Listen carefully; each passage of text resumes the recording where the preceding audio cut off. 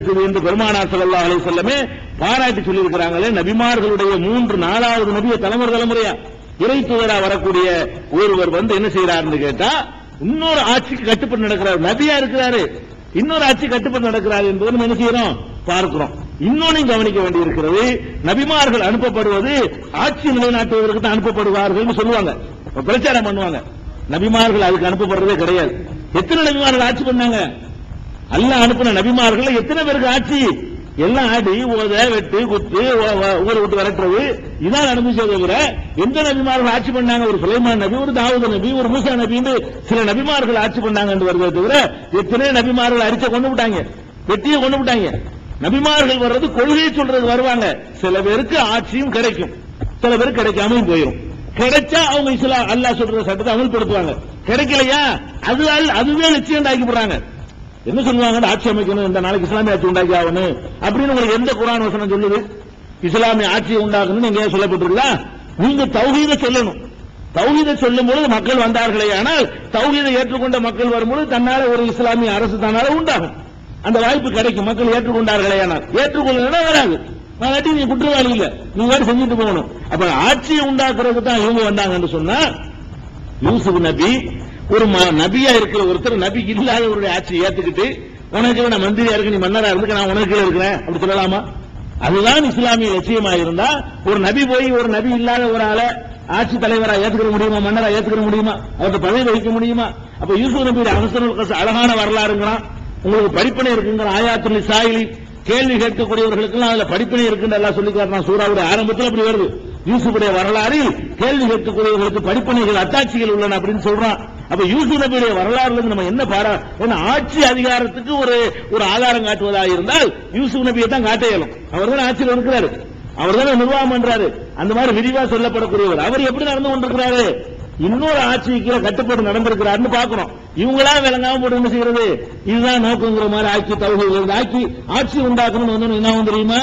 நம்ம ஆட்சி உண்டாக்குறோம், மக்களை பகச்சுக்கிற கூடாது. நீ சிறுக்கு பண்ற சிறுக்கு பண்ணிக்க, நீ விதேத் பண்ற விதேத் பண்ணிக்க, நீ கூட நம்பிக்கை அதை பாத்துக்க, நம்ம எல்லாம் ஒன்னா போய் ஆட்சி பிடிக்க போறோம், கொள்கையெல்லாம் போயிடும்.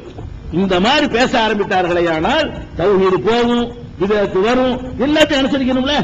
அதான் உங்க லட்சியம் ஆயிருச்சுன்னா, இப்ப நம்மளே இப்ப அரசு தமிழ்நாடு முஸ்லீம் முன்னேற்ற கழகம் வச்சிருக்காங்க. அரசியல் கட்சி ஆரம்பிச்சு என்ன ஆகுங்க? ஓட்டு பொறுக்கிறக்கான்னு கும்பிடுவாங்க, பல்ல காட்டுவாங்க, எல்லாம் வருமா இல்லையா? அது இல்லாத வரைக்கும் ஒழுங்கா போயிட்டு இருக்குமா இல்லையா? அது மாதிரி அந்த மாதிரி ஓட்டு பொறுக்கிறதுக்கு கூட்டு வந்துருங்க. ஆட்சி பிடிக்கிறாங்க என்ன வரும்? அதை நம்ம கண்ணால பாக்குறோம். அதுதான் லட்சியம் ஆகிடும் பொழுது அவங்களுடைய கொள்கை கோட்பாடு எல்லாம் 2ஆம் பட்சமா போயிடும். இன்னும் பெரியதான் அப்புறமேல வரும். நம்மளாம் முஸ்லீம் உண்ணாகணும், நீ என்ன வேணாலும் கபரை வேணாலும் கும்பிட்டு போ, நீ என்ன வேணாலும் பண்ணி தாயத்தை வேணாலும் போட்டுக்க, தட்டு வேணாலும் எழுதி குடிச்சுக்க, என்ன விதத்தை வேணாலும் பண்ணிக்க, நம்மளாம் ஆட்சி பிடிக்கணும். பிடிச்சி எந்த மாதிரி ஆட்சி நடத்துவீங்க? அப்புறம் பிடிச்சிருவீங்க, பிடிச்சிட்டு என்ன சட்டத்தில் ஆட்சி நடத்த போறீங்க? கபர் வணங்கி சட்டத்திலையா? மதகுடைய சட்டத்திலையா? குரான் அப்புறம் அங்க சண்டை வருமே, அங்க இருக்கு ஆட்சி பிடிச்சிட்டீங்கன்னா நீ என்ன மாதிரி அந்த ஆட்சி நடத்துவ? இப்பவே பேசிக்கல மக்களை ஒரு கொள்கை அடிப்படையில் ஒன்று திரட்டாம நீ போய் ஆட்சியை பிடிச்சா ஆட்சியால தந்துட்டான்னு வச்சுக்கிடுவோம். மக்களை கொள்கை அளவுல ஒன்று திரட்டாம நீ போய் ஆட்சியால தந்துட்டான்னு சொன்னா அந்த ஆட்சி எப்படி நடக்கும்? குரான் படியா? அப்ப ஒரு ஹதீஸ் படியா ஓடி போயிருவானே. அப்ப என்ன மாதிரி நடக்கும்? அந்த மாதிரி நம்மளுக்கு போதை ஏற்றி என்ன செய்யறாங்க? கெடுக்கிறாங்க, லட்சியத்தை திசை திருப்புறாங்க. நம்முடைய ஒரே இலக்கு தௌஹீத். முஸ்லிம் அல்லாத மக்களுக்கு ஏகத்துவ கொள்கையை சொல்லணும், முஸ்லிம் மக்களுக்கும் சொல்லணும். எல்லா சமுதாயத்தில் உள்ள தீமைகளை எதிர்த்து போராடணும், நல்ல விஷயங்கள் எல்லாம் சொல்லிக் கொண்டிருக்கணும். அல்லாஹ் ஆட்சியை தந்தா ஏத்துக்கிறோம், இல்லைன்னா போய்கிட்டு இருப்போம். வணங்களா தந்தா ஏத்துக்கிற வேண்டியது, தரலன்னா போய்கிட்டே இருக்க வேண்டியதுதான். இதுதான் நம்முடைய லட்சியம் என்பதற்கு யூசுப் அலைஹிஸ்ஸலாமுடைய அந்த வரலாறு பதவியை கேட்டு வாங்கினார் இல்லையா முதல்ல, அது ஒரு ஆதாரமா இருக்கிறது. அவருடைய சட்டத்தை அமல்படுத்தக்கூடிய இடத்துல இவர் உட்கார்ந்து இருக்காரு பாருங்க, அது ஒரு ஆதாரமா இருக்கிறது. இது யூசுப் சூராவுல இது எங்க பார்க்கலாம்? வசன நம்பரு இது யூசுஃபுடைய இது 76வது வசனத்துல இருக்குது. இதுக்கு அப்புறம் என்ன ஆச்சுன்னா, கஞ்சிறாங்க புடிச்சு வச்சுக்கிட்டவங்க, நாங்க அநியாயமா இருக்கு, பெரிய தகப்பனார் ஒரு வயசான ஆளு, இந்த ஆள் மேல பைத்தியமா இருக்கிறாரு, நீங்க வேணா எங்கல்ல வேற ஒரு ஆளை புடிச்சு வச்சுக்கிட்டாலும் விட்டுருங்க, பிராய்ச்சிட்டு தர்றாங்க. இந்த பிள்ளைய கொண்டு முதல்ல கணக்கு திறந்ததுக்கு பதிலா இப்ப என்ன பண்றாங்கன்னு கேட்டா, இந்த தம்பி இவனையும் விட்டுட்டு போகணும் வைங்க, அவர்கிட்ட போய் நுழைய வாப்பாட்ட போக முடியாது, அத்தாட்ட ஒண்ணு முடியாது. அதுக்காக என்ன பண்றாங்க? மன்னரே மந்திரியே நீங்க கொஞ்சம் சலுகை காட்டுங்க, நீங்க ஒரு ஆள் வேணும்னு சொன்னா நீங்க வேற ஒரு ஆள் வேண்டாலும் நாங்க தர்றோம், இந்த பொருள் கிடைச்சதான காரணம், அவருக்கு பதிலா இன்னொரு ஆள் வேணா பிடிச்சி வச்சுக்கிறோங்க, 11 பேர் நாங்க ரெடியா இருக்கிறோம், ஒரு ஆள் உங்களுக்கு விரும்பினால பிடிச்சி வச்சுக்கிறீங்க, அந்த பையனை மட்டும் விட்டுருங்க, நாங்க அவர் தகப்பனாட்ட உறுதிமொழியோட வந்திருக்கிறோம், வயசான மனுஷன் தாங்க மாட்டார் அவரு அப்படின்லாம் கெஞ்சி பாக்குறாங்க. அவரு லாஜிக்கு சூப்பரா பேசி என்ன பண்றாரு, யாருடைய பொதியில நாங்க எடுத்தோமோ அவரை விட்டுட்டு வேற ஆளை பிடிப்போமோ, தப்பு செய்யாத ஆள் பிடிப்போமோ, அப்படியே நியாயமா அது? அப்படிலாம் நாங்க செய்ய மாட்டோம். யாரு பொதியில அந்த அளவு பாத்திரம் கிடைச்சிச்சோ அவரை தான் பிடிக்குவோமே தவிர சம்பந்தம் இல்லாதவர் நாங்க ஏன் பிடிக்கிறோம் அப்படின்னு சொல்லி அவரு பிடிவாதமா சொல்லிட்டாரு. சொன்ன உடனே என்ன ஆச்சுன்னு சொன்னா, அதுக்கப்புறம் திரும்பி போறாங்க. திரும்பி போகும் பொழுது மூத்தவர் இருக்கிறார்ல, கபீர் ஹுண்டவர், அதுல மூத்தவர் 11 பேர்ல மூத்தவர், அவர் சொல்லிட்டாரு நான் வரவே மாட்டேன். ஏன்னா மூத்தவர் தான் பொதுவாக இப்போ அக்ரிமெண்ட் உறுதிமொழி கொடுப்பாங்க. 11 பேர் சேர்ந்து ஒரு பேசுறா இருந்தா கூட யார் பேச்சுவார்த்தை நடத்திருப்பா, தகப்பனார்த்த மூத்தவர் தானே பேசியிருப்பாரு. எங்களை நம்பி விடுங்க, நாங்க ஒன்னா சேர்த்துருவோம், எந்த சேதம் இல்லாம உங்க பிள்ளை கொண்டாந்து ஒப்படைப்போம்.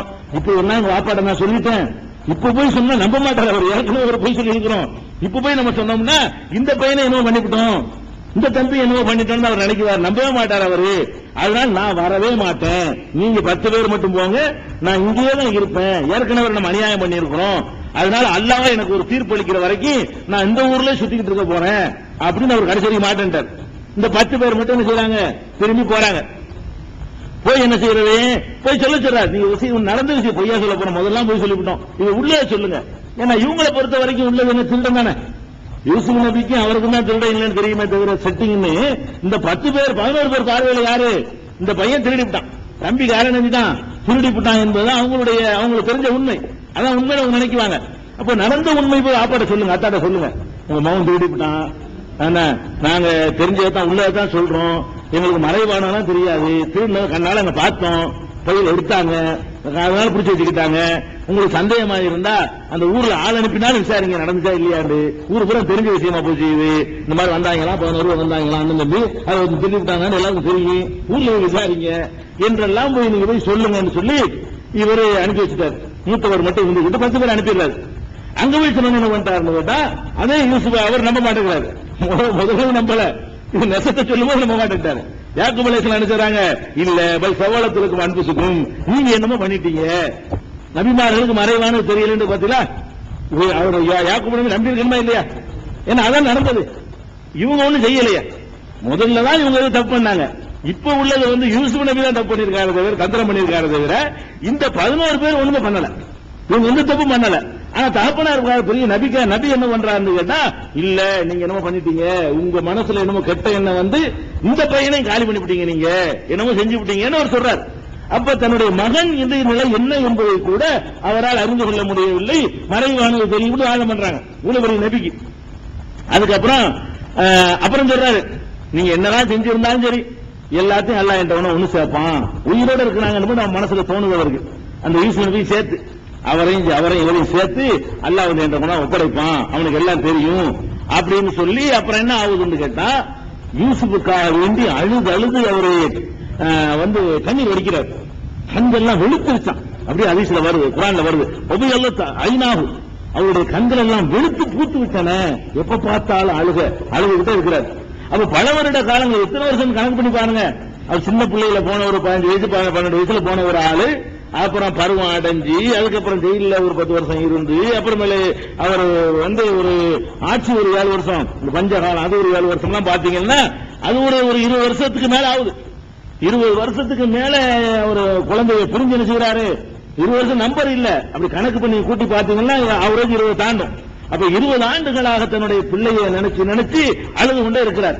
இதுல ஒரு விஷயம் என்ன நம்ம விளங்கணும்னு கேட்டா, ஒரு நபி தன்னுடைய பிள்ளை எங்க இருக்குது என்பதை கண்டுபிடிக்க முடியாமல் அழுது புலம்புறாரு, எங்கே இருப்பார் நினைக்கிறாரு தவிர வகி அல்ல அப்படி சொல்லிக் கொடுக்கலாம்ல, ஏன் கவலைப்படுற, ராஜாவா இருக்காரு முகம் தெரியுமா உனக்கு அப்படி நல்லா சொல்லலாம்ல ஒரு வார்த்தை. அப்புறம் அழுவாரா, ராஜாவா இருக்கான்னு சொல்லிவிட்டா தன்னோட இல்லைங்கிறது அழுவ மாட்டாரு, என் பிள்ளை நல்லா இருக்கா, ராஜா மன்னரா இருக்கா, மந்திரியா இருக்காரு மகன் அப்படின்னு சந்தோஷப்பட்டு போயிடுவாரு. இப்படி ஒரு காட்சியை பார்க்கிறோம். பெத்த மகனை ஒரு நபிக்கு எங்க இருக்கிறாரு, இருக்காரா இல்லையா, எங்க இருக்கிறாரு கண்டுபிடிக்கவே இல்ல. இவங்க என்ன பண்றாங்க, ஒரு பிள்ளைய காணா போன உடனே இலையில வெத்திலையில எழுதி மை போட்டு பாத்துறாங்க, அந்த அதான் ஆடு காணாம இந்த அங்க மேஞ்சுக்கிட்டு நிக்குது, உங்க பிள்ளைய காணாம அந்த பம்பாயில அந்த பிச்சை எடுத்துட்டு இருக்கிறான், இலையில ஒரு தெரியல வெத்திலையில, இப்படி நம்மளை ஏமாத்துறாங்களே.